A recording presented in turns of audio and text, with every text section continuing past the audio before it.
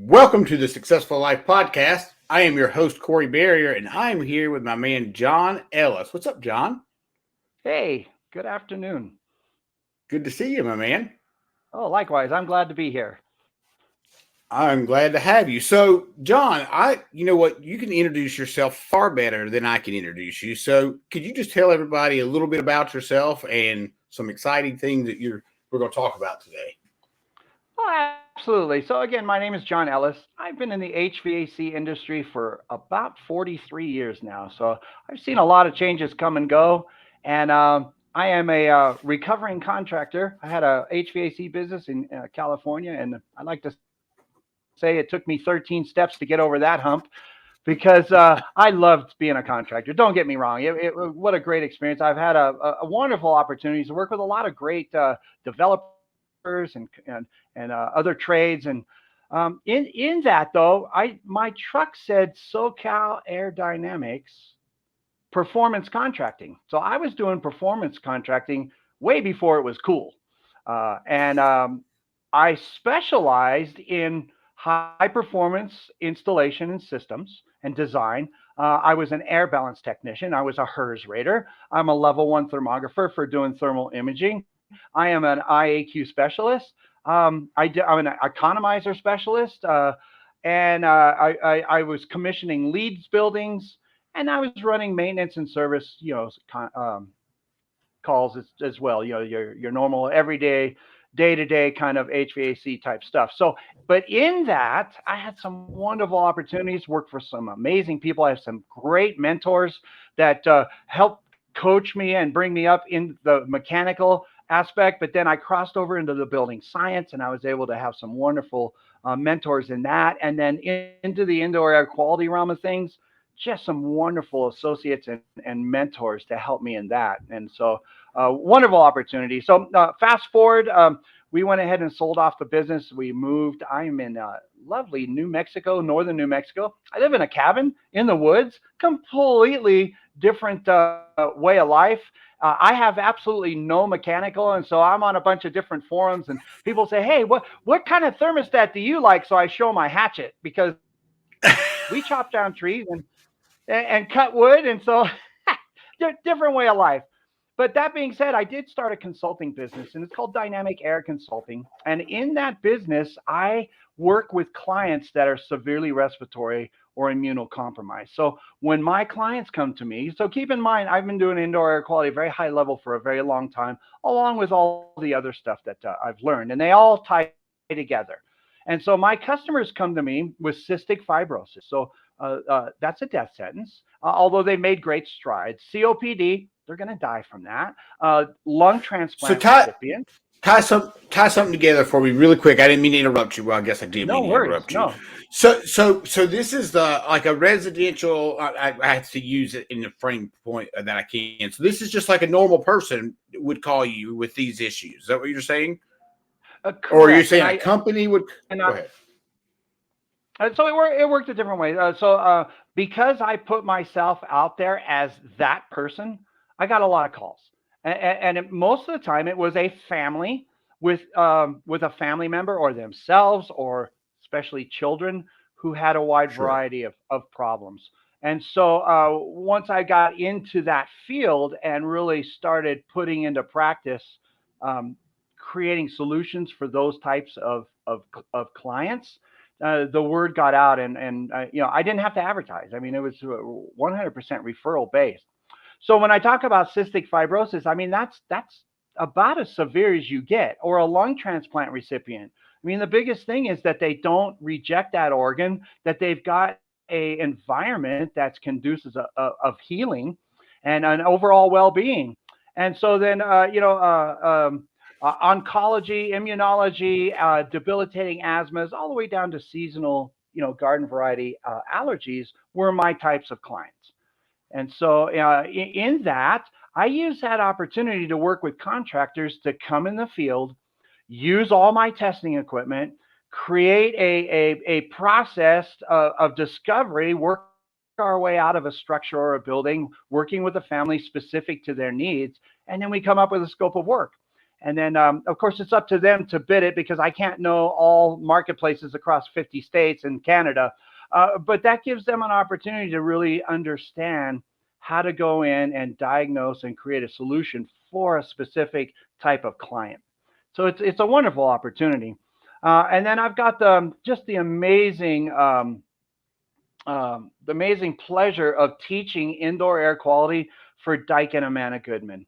Now, they approached me about 4 years ago and said, John, we understand that you've been doing this for a while, and we want to create a curriculum for the HVAC industry specific. And I said, I am absolutely your guy, but I will not stand in front of a group of people and sell products because that's what everybody else does. And I said, it's got to be the nuts and bolts and science behind indoor air quality, which include building science, building forensics, and IAQ from a mechanical point of view, built for our industry. And so they said, let's get started. So it took about a year to develop the curriculum and get it through the processes, which until you start doing this for a big company like Daikin, getting it through legal was fun. But we got there. So I've been presenting this curriculum all over the United States and Canada. It's been very well received, and contractors are putting it to work, and it's just amazing. And so then I also am a business coach and field service trainer for the new flat rate. So love them or hate them, it works. And there's a lot of pushback on our methodology, but I have an opportunity to go in the field, work with contractors. I'm a business coach and field service trainer, and we get into their books. We look at what's working, what isn't working, which technicians are profitable, who needs help, the overall processes. So, well, first and foremost, we are not a pricing company. We are a software and process development company. We work with the contractor's existing pricing, and then we take it from there and help them increase revenue, create consistency across all levels, whether you're a service technician, whether you're selling equipment, maintenance technicians. We handle warranties, and so we create a process, and it absolutely works. And in that, with the founder, Rodney Coop, I was able with him to create the very first and only in our industry a building science and indoor air quality menu pricing system. And it's a module, and guys are absolutely killing it out there. We put it through beta testing. It's been up and running for a little over a year now, and guys are just having great success. So it's a wonderful opportunity to kind of cross over into me getting into the field, helping contractors be profitable in their everyday business, but also develop a indoor air quality division or process within their company. So fantastic opportunity. And then I work with an OEM, and I've been working on a product development for the last year, and we've got something coming out hopefully in the next few months that's just fantastic, and it is just back to basics. It's MERV 16 mechanical filtration with outrageous performance data behind it, with like a 3-year filter life and a very low static drop, and all the numbers are going favorable for us, and so that's going to be launching here pretty quick. Dude, that is like, you've been a busy dude. Like, when do you find time to sleep in that cabin? Holy cow! Hey, well, and the wonderful thing, my wife gets to travel with me. We're empty nesters. She does some different work that she's able to work remotely. She's actually been an actress for 22 years in SAG-AFTRA. So when we're home, she does little acting projects. I dabble in that too, so it's really fun. Last year, a movie came out, and this is a selfless plug, so don't mind me. It's just, but it's called Apache Junction with Trace Atkins, and we got to film it here in New Mexico, and they put a shotgun in my hand, and I got to do a full-blown Western movie shootout with the main actors, and they threw a stick of dynamite, and I got blown up. So if I never do another thing, and for the rest of my life, I am a happy guy. That's like the coolest scene you could have. That's unbelievable. And So I don't have that cool of an experience, but I was in, well, I was I was filmed in Ocean's 11. Wow. It never came out, but I was an extra. I was not what you said. I was not anybody, but I was a paid extra in the movie, and I had no idea, right? I didn't know what Ocean's 11 was at the time. I was just out in Yeah. Vegas having fun. But your experience sounds like it was like unbelievable. It That's so was cool. really neat. Yeah, and we've been blessed to meet because through my wife and doing some project, we met some good friends out here, and they're like, "Hey, we're doing this movie. You want to come along?" It's like, "Absolutely, yeah." And they're like, "Well, hey, you know what? One of the guys didn't show up. You want to be in a shootout?" It's like, "Well, don't have to ask me twice." But anyway, it's I dabble, so it's a hobby, and I am just happy as can be to be able to do something like that. That's incredible. I always Yeah. thought it was interesting how, uh, how actors even get into character, get into different character. I mean, you've got to have a certain mindset to be able to do that, and it's just fascinating to me. It is, and yeah, yeah, a lot of respect goes to actors. You know, you see them on TV, and you hear the backstory, and certain actors get in trouble, and you think, oh well, you know what? But you know what? There is a lot that goes into it. I got to work with Liam Neeson on a short one, and that guy, the I've got a certain set of skills, from taking what a neat guy, and he is like 100% focused on his craft, and it's really neat to see some people that, that are really into their craft. And so I digress anyway. Wow, that's fascinating. So, all right, so let's get back into this. So you did mention, um, the methodology. I think you were talking about the new flat rate. You mentioned some people don't agree with that. Tell me more about that. Sure, and again, so love it or leave it, it doesn't matter. All I know is it works, and with my experience working with contractors across the United States, and it does, big or small communities, big cities, it doesn't matter. It works. So let's break that down a little bit. And it's not to spend too much time on it, but because I know this is not a marketing show. But anyway, so let's say a contractor is selling. Let's use an outdoor capacitor for a condensing unit. Okay, Okay. that's simple enough. And let's say they sell that for $250. Okay. And it's like, okay, that, I've seen it run the whole gamut of pricing across, different markets are different. And so, okay, that's fine.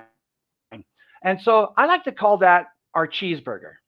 And so you're going to sell that cheeseburger for $250. You sold it yesterday for $250. You'll sell it tomorrow, a week from now, and 3 weeks, a year from now, barring any price increases, you're going to sell that cheeseburger for $250. But what if your client is a lobster or a filet mignon kind of person and you don't have that on your menu? How many are you going to sell? Zero. Zero. So what we've done is we've taken your base pricing. If you're selling a cheeseburger for $250, let's start there. And then we have an algorithm that will build our menu, and we use 5 choices. It will Okay. build up to the filet mignon and lobster, right? And so, Right. and then let's say our top option is $1,400. John, how can you sleep at night and sell a capacitor for $1,400? It's like, wait, whoa, whoa, wait. I am not selling a capacitor for $250. I am selling a platinum service that includes a capacitor. And you always That's do right. more, you never do less. And so we go into what we call a wire termination service. We will cut all those bare stay connectors off and we will put shielded connectors. Hey, if the magnetic contactor's got a little pit in it, guess what? We'll go ahead and change that. We'll go ahead and clean the evaporator coil. We'll pull it apart and do that service. We always do more and build that value in that service. But if you never offered that on your day-to-day demand service calls, you'll never sell it. And we're Never. showing we're showing on a national average that 50% of your clients will want to buy more than a cheeseburger if you only have it on the menu. And it's amazing. So the part that gets people a little riled up is We are fully scripted, and we use what's called linguistic psychology and verbal packages. And this is where we lose people. So instead of calling a magnetic contactor, we call it a voltage distribution system. We call it what it does and the system that it works in. It's in voltage, it distributes the electricity. Right. So that keeps people off of Google, off of eBay, off of YouTube. And if they want to know, we'll tell them. Fascinating. Yeah, I get that. and it's not to be dishonest. You know, No. when you go to a homeowner and you're talking about a magnetic contactor or a capacitor or whatever it may be, that's all Japanese to them anyway.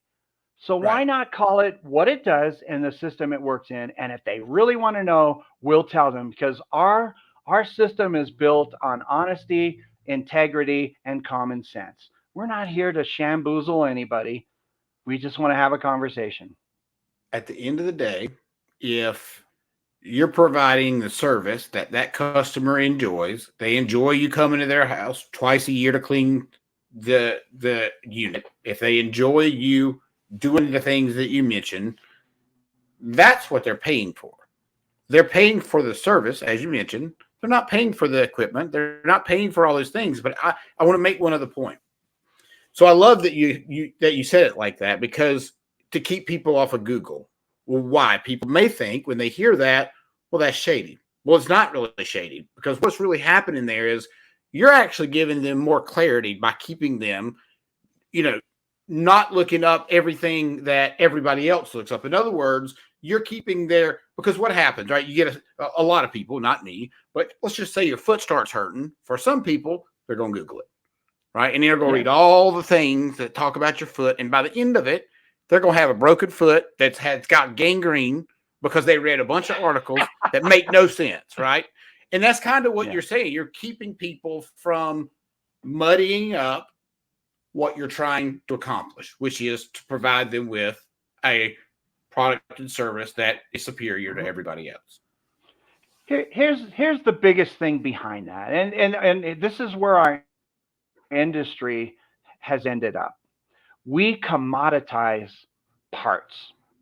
So if I said, Mr. Corey, this is all you need, a capacitor. What don't you need? If this is all you need, what don't you need? You don't need me. So we want to put the value back on the contractor. You're the value. You are the commodity, not the part. But that's where our industry has ended up. We commoditize parts. And then we get lost in a sea of people who are trying to sell the cheapest parts. So if I'm not important, and now it's just a numbers game. You know, I can buy 50,000 capacitors and get them for next to nothing, and so that's where I'm going to make my money. It's like, no, you need to make your money on being the best service provider you possibly can. You know, HVAC technicians, what do they do best? They fix stuff. So let them fix stuff. And That's then right. we'll just have them follow a process, put a menu in front of the customer, and allow them to choose the level of service they want. Because typically we'd go into that and say, hey, Mr. and Mrs. Homer, you got a bad capacitor. It's $250. Take it or leave it. We just back them into a corner, and they don't have any say in the matter. You know, millions of dollars change hands every day in the restaurant business by giving you a menu and allowing you to choose the cheeseburger or the filet mignon. That's It's right. no different. And it's a wonderful experience. We perceived value comes up, and when you allow the customer to make a choice on their level of service, sales resistance drops way down because you're not pushing them into a corner. We don't like to be pushed into a corner as human beings, and that's some of our philosophy. Yeah, dude. I mean, anybody that just has lived on this earth in the last couple of years has felt like they've been pushed into a corner at some point, right? So just you can think about that as the same thing. And you're right. People don't like feeling like they're being sold to. And when you say you've got to bad this, you've got to do this, it It does make people defensive. Yeah. Yep. 100% it does. Well, so that's our basic philosophy for demand service. We've got a wonderful process for maintenance agreements as well.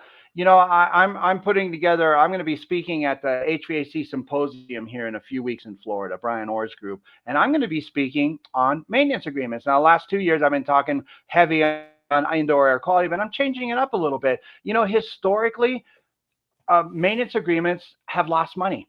We look at it as a loss leader, right? We look at it for customer retention and relationship. We hope to get that demand service, right? And then eventually at the end of that lifespan of that customer, we'll get the equipment change out, hopefully, and so what we did. So let's look at let's say you charge $240 for a maintenance agreement that includes 2 visits, one in the spring and one in the fall before winter, right? So one before summer, one before winter. So at $240, and you may not know this, or the listeners may not know this, on average across the United States, it costs a contractor $250. Now, some markets are different, to put a truck in a driveway for 45 minutes. Now, what is that? That's the truck, whether you own it outright or you're making payments, the maintenance on the truck, the technician, the windshield time, fuel, having a fully stocked truck with parts, and the benefits package for that technician. When you add all those up, it's about $250 to put a truck in a driveway for 45 minutes. So if you're doing $240 on a maintenance agreement for 2 visits, that's $120 a visit. You've already lost $130 before you even left the shop. And then if they only go in and do the maintenance, go through their checklist, do the maintenance, and leave without having added services. Let's say you got 1,800 service agreements. And so at the end of the year on those 1,800 service agreements, based on the numbers that I just said, now those numbers are subjective, they change. That's Sure. $468,000 a year that you've lost by having a maintenance agreement. Oh, well, John, we're gonna get that equipment change. Okay, let's look at that. Let's say you get a piece of equipment or a new customer acquisition, and their equipment's 3 years old. And so 10 years down the line, it might be time to change that. And so at losing that $260 annual, by the time you get down to where you're going to change the equipment, you've eaten up all the profit that would have been in there. That's $2,600. By the time that 10 years is done, you've eaten up that profit. So really, unless you understand the numbers and follow that, you've just broken even, or maybe made a little bit of money on that equipment change out. Because $2,600 is a lot of money, and that depending on where your margins are, that could be all the profit you had in that change out. So we have a process that allows you to get positive invoices off of every ticket, and it's a process. A maintenance call is probably the most relaxed and the most stress-free call you could ever do with a client, because it's casual. They haven't been without heating or cooling for a few days and are at their wits' end or worried about what it's going to cost. But if you go in and do a maintenance and spring something on them, just about knocked my thing, spring something on them, the sales resistance is going to go through the roof. So you have to set the table. And you do that from the time the CSR sets the appointment all the way to you end the call. And then being able to see value added opportunities. So people are most concerned about failures, or no, safety. And then the second thing they're most concerned about is failures. And then the third thing that comes way down into the 30% percentile is like sundries, accessories, bolt-ons, add-ons, anything like that. So it's important to understand and just have that conversation. Hey, what brings us out here today? You're here to do a maintenance. Fantastic. Mind if I come in? Show me around the thermostat unit. Hey, just to clarify, did anybody ever tell you what all is entailed in our maintenance visit today? They may have looked at it when they first signed up. So here's a story. I was in Minnesota. I was riding with a brand new maintenance tech. He just got his truck, his first day in the truck, and he's riding along with me, right? And so So we go to the call, and I said, here's what we're gonna do. I'm gonna run this call. You watch me. So I start going through my scripting, right? And we get through it, and it's like, hey, did anybody ever tell you what's all involved in our maintenance? Her phone rings. She's like, hey, just a minute. She answers the phone and she says, hey, can I call you back in just a little bit? The filter guys are here. Yeah, Wow. the filter guys. So our industry, our the marketplace thinks that we're a bunch of filter changers, Bunch of and filter so changers. I'm a filter changer. So we have to build that value. And so it's like, you know what, today we're going to go through your mechanical system, your performance system, and your safety systems of the equipment. We want to make sure everything's running the best it can. And we here at Dynamic Air believe that safety is no accident for you and your family. That is always our top priority. And we want to kind of help ensure that you're not overpaying on your utility bills with the performance of the system. Hey, by the way, how's everything been running or working? Any strange noises, sounds, any comfort issues, hot or cold? So you ask that question. And you know what? They're going to tell you. If they don't, that's fine. You know what we get all the time? Oh, everything's been working just fine. Oh, that's good to hear. Glad to hear that.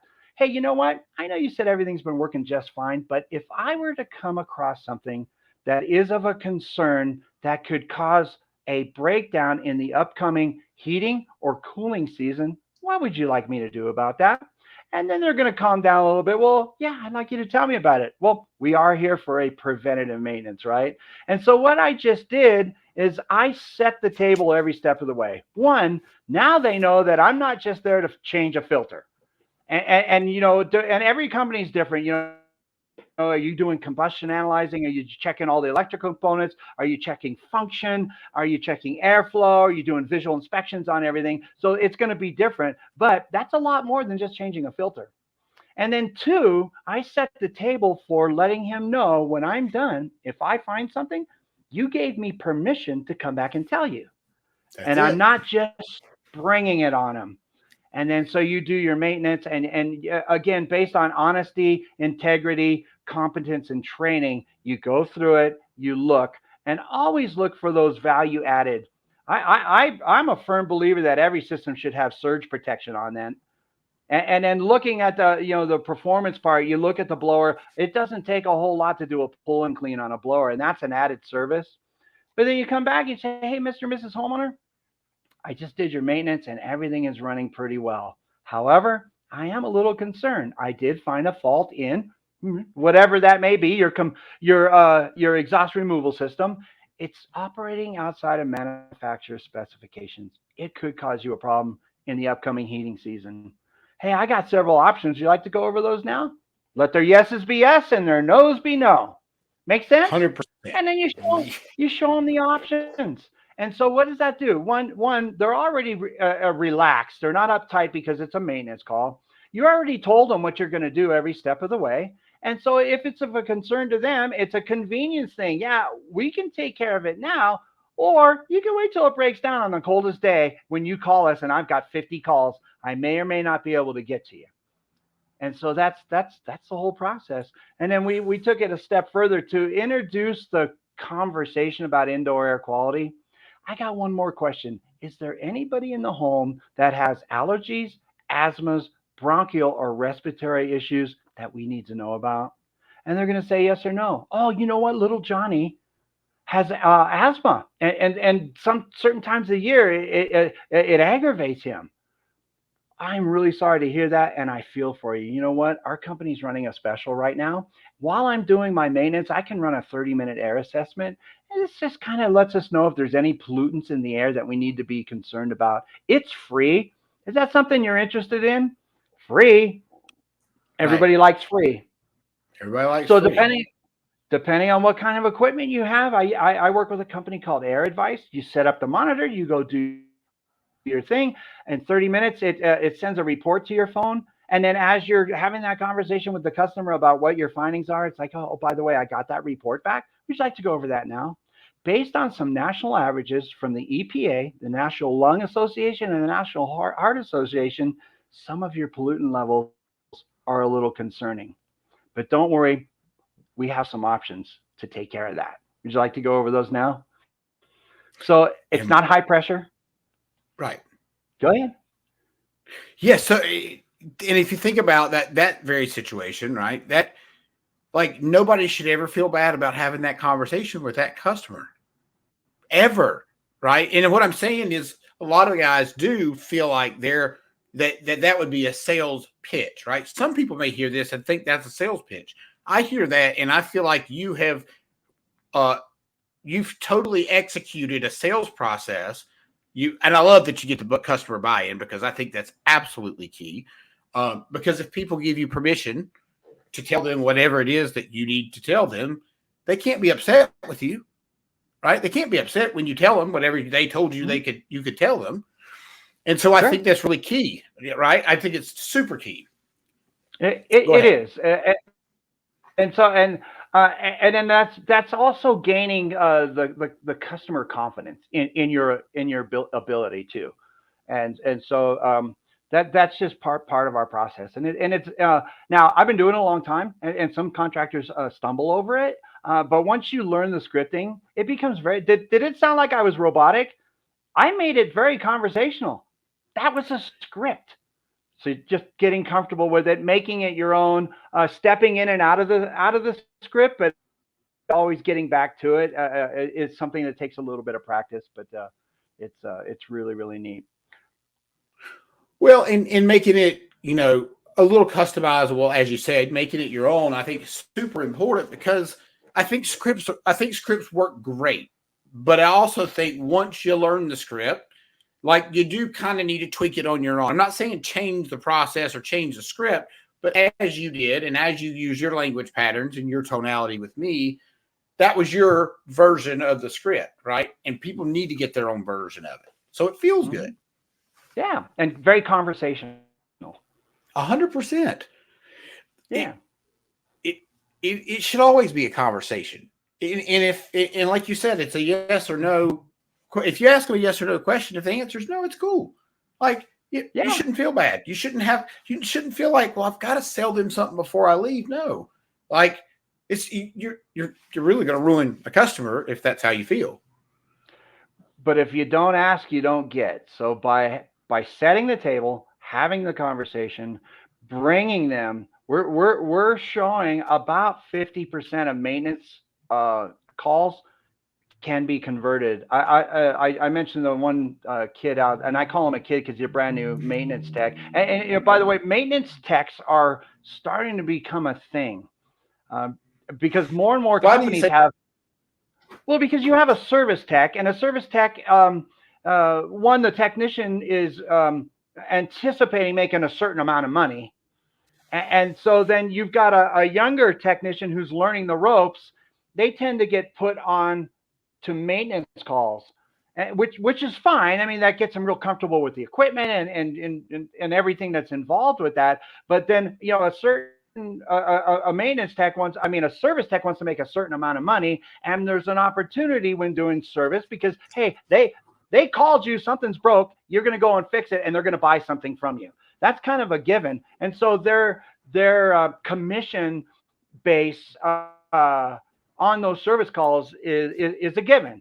Where a maintenance tech typically doesn't have that opportunity because they're coming up. But with our process, it gives a maintenance technician the opportunity to actually increase value in the maintenance call, convert that to a positive ticket, and now they can be commission based as well. And so that company in Minnesota, they've got 3 or 4 young maintenance techs that are just killing it out there, and they're getting commission, and the revenue from the maintenance department is almost catching up to service department. So, another reason we have maintenance is, and this is an old school of thought, is when your exit strategy. Hey, you know what? I'm older now, and I'm thinking about selling my business. Well, it used to be the school of thought. How many maintenance agreements do you have? Right, and that was kind of tied into the value of your company. They don't even look at that Well, now, do they? it's not really that way. Now, it could be a small part of it, but not the same kind of weight it had many, many years ago.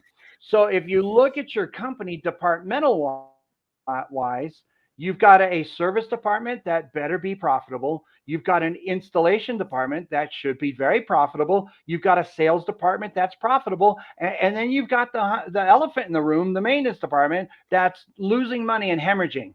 And so they take money from the other three departments to prop them up. And so if you look at that overall, that would devalue your company. But if you've got a maintenance company that's just rocking and catching up to your service department and is standing on its own and profitable, that changes the game. Absolutely changes the game.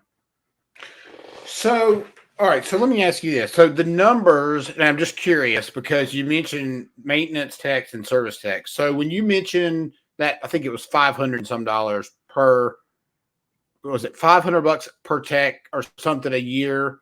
I can't remember the numbers you just said. Was that based? The numbers are they're arbitrary based on what different companies sell their maintenance agreements for. So and I've seen companies, and the reason I use the numbers because I've worked with companies who sell their maintenance agreements for $240 for 2 visits. And so once you start breaking, and based on the cost of putting a. Well, here's what I was wondering. So I was just wondering what I was really just wondering, like, how much of a difference are you seeing in like a maintenance tech, how much you would have to pay a maintenance tech with a maybe different type truck? I don't know. Do the numbers change that much? I guess is what I'm asking. Between a maintenance tech and a service tech. So a service tech gets his call because something is broken. A customer is feeling pain and they call you. And so you're going to go there and you're going to charge that customer for a repair. So the revenue is almost guaranteed. Whatever that may look like if your customer's only selling cheeseburgers, well, hey, you know what? I'm going to go sell a cheeseburger, whatever that may be. But a maintenance tech goes there and they're going to go through a routine maintenance. And historically, our industry doesn't look at that with the same opportunity as a service call. And so let's use silly numbers. So let's say you've got a good maintenance tech. He's got a few years. He's an apprentice, $15 an hour, but you got a top level service guy that's making $30, $35 an hour, but he's running, 10 calls a day. All those 10 calls should yield a certain amount of money. So you're bringing in $2,400 a day on the truck. But if you're sending a maintenance tech out to a maintenance call and not able to convert that, you're losing money. No matter what you're paying the guy. Right. Yeah. So I think where I was my brain was trying to draw the line was that 15 and 35. I was just trying to understand what the difference was and how much you pay each person. But you helped paint that picture really well, because now you made me. That makes total sense, and you're 100% right. That maintenance guy is not even a threat, right? He's not even a threat. That's why it works. Right. And because of the way we've looked at maintenance agreements as a loss leader through the years, having a low-level maintenance tech that's making a lower dollar per hour makes sense. But when you train them and give them that opportunity, man, they're like, yeah, they don't mind being a maintenance guy because they're making able to make. I was really referring for the customer, it seems like a super smart move to have the maintenance guy to go out instead of the service technician, because it's an easier conversation, and therefore they should be able to convert those tickets quicker than it being a service technician. That's what I was saying, right? Well, absolutely. And to your point, because I work with so many companies all over the United States, I've worked with companies who are holding 2,000 maintenance agreements, and they're really having trouble with the labor shortage of getting them all completed. So they're sending out their top technician to do a maintenance. They feel belittled, and they feel, well, there's no opportunity here. So they're just like, they're just turning them over. So you're paying a guy $35 and he's turning them over as fast as he can without following a process and looking for those opportunities just to get them all done. What a lost opportunity that is. That's leaving a whole lot on the table. So, and again, I'm talking in general terms. It's so different. What happens in California is not the same in Georgia, and in New York, almost every call is a parking ticket. So they add that to their call right off the top. So I'm talking in very general terms. So I don't want anybody to think, oh, well, it's not that way in my marketplace. Very, very true. But I'm looking at national averages and trying to give a general description across lots of different marketplaces. And so there's a huge opportunity to be profitable in a maintenance department, no matter what your marketplace is. 100%. But that makes total sense. And man, you really just kind of hit me between the eyes with them trying to catch up with these maintenance agreements and sending their top people out. And I hadn't thought about how that top person feels, which is sort of embarrassing, right? I hadn't thought about how they feel when they go out to this crap call and they know it's a crap call and they just burn it. They just burn it because they don't think there's an opportunity there to make their commission with it that they would on a service call, based on, a dollar amount of the ticket. Yeah, it's not worth it to them. Like there's not enough juice. Was it squeeze for juice for the how they? I get squeeze for the juice or juice for the squeeze or something like that. Yeah. Holy cow, that's fascinating. All right, so I do want to dig into. I do, and I was going to ask you about this. You said recovering contractor, which, as we had a little bit of a conversation before the show. I'm a recovering alcoholic, and I think that's actually what I said to you. Is I said, well, it's interesting. You got a name, recovering contractor. So, tell us a little bit about that journey, if you don't mind. Yeah, and I use that term rather candidly because any contractor that's a business owner knows there's a lot of pains that come with operating and owning a business and trying to be successful and all the things that come with that. But and on a personal note, and I'm going to be very transparent here, I was not always the guy that's on your screen today, and I had my struggles with alcohol and substance, and and it took its toll. But by the grace of God, I was able to turn that all around, and I've got 22 years sober, and it's been the best 22 years of my life.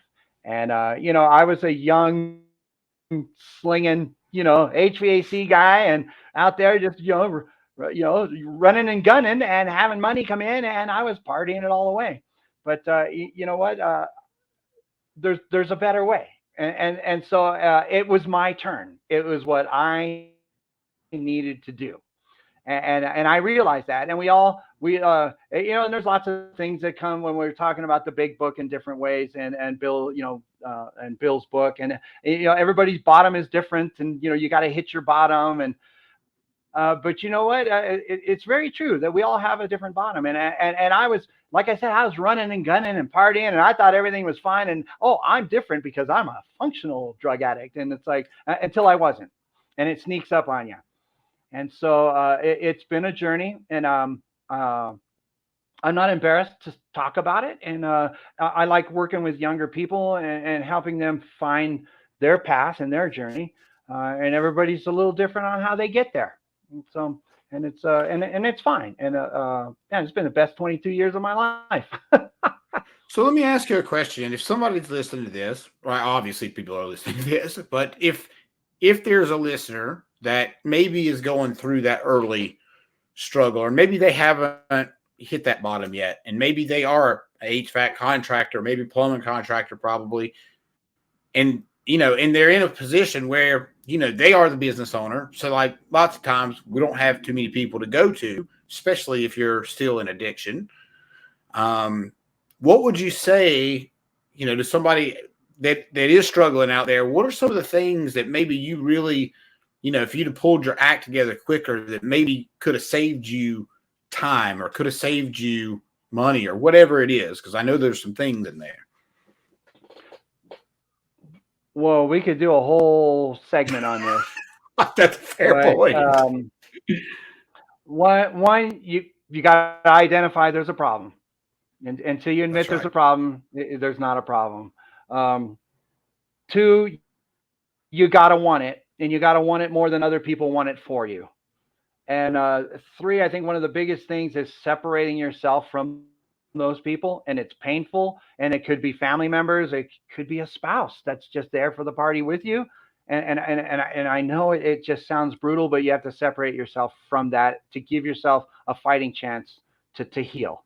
And people heal differently. And so how you go about that is there's a ton of resources out there.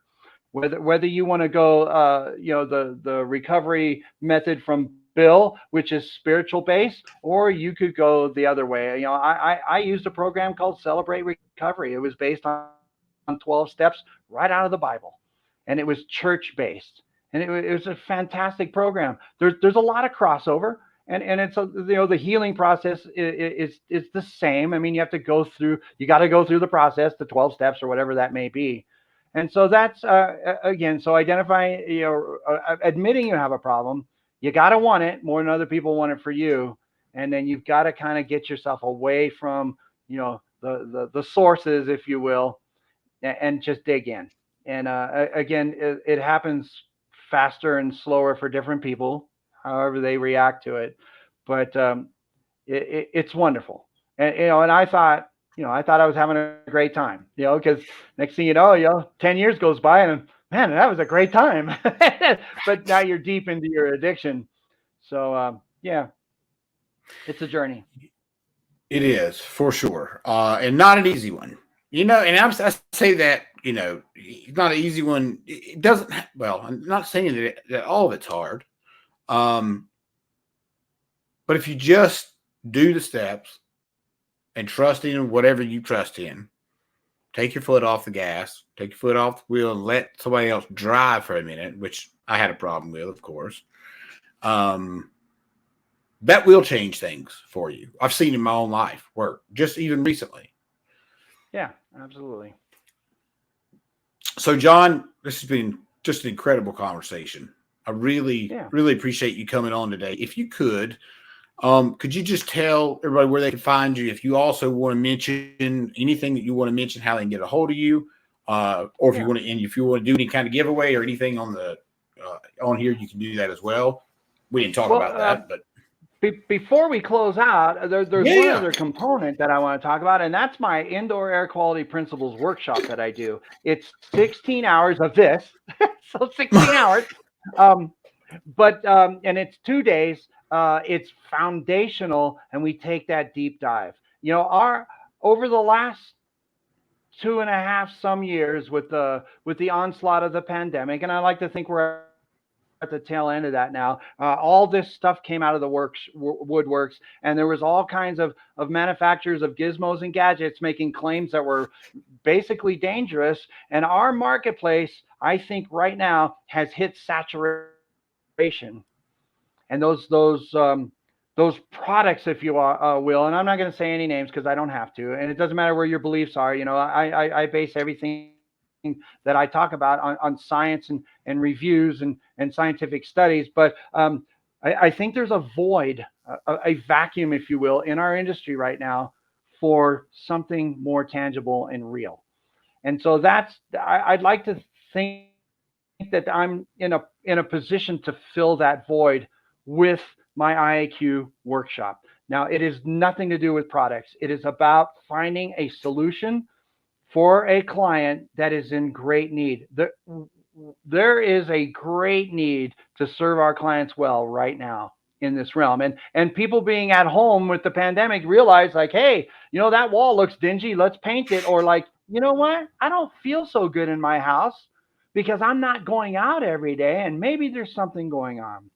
So again, because we're a process-driven industry, my course teaches you a process to properly diagnose indoor air quality. It's a 3-step process: investigate, analyze, and quote. See what I did there? IAQ: investigate, analyze, quote. Without Oh, a so good. proper without a proper investigation or discovery process, you can't fix what you don't know. Only our industry has gone straight to the prescription. Prescription without diagnosis is malpractice. Okay, I All got right, that quick from the question. elephant community. Let me ask you one quick question on that. So, do you think that's because of the flood of the pandemic? Do you think, or do you think it's just pure neglect? Is that It's a little bit of both. Unfortunately, marketing is a tricky beast, and we're bombarded from the time we wake up to the time we go to bed with marketing. Our industry is no different, and they make claims that are very exaggerated. And so, our technology's been tested in a lab under very sterile, very unrealistic conditions, and we're killing 99% of whatever you want it to be, and that's all they grab, and they put that on their box and their marketing. But it's not in the real world. It is in a very controlled environment under unrealistic conditions that we would never duplicate at our client's house. And that's what they run with, and that's what we see, and that's what we grab a hold of. So some of these technologies have been around for a while. It took the pandemic and people being at home and really because of excuse me, because of COVID. Hey, you know what? I want to be that was healthy in my convenient, home. wasn't it? Sorry, I didn't mean to Yeah, I laugh know. at your Just cough talking when you about it. said COVID. Yeah, insert Go ahead. Sorry.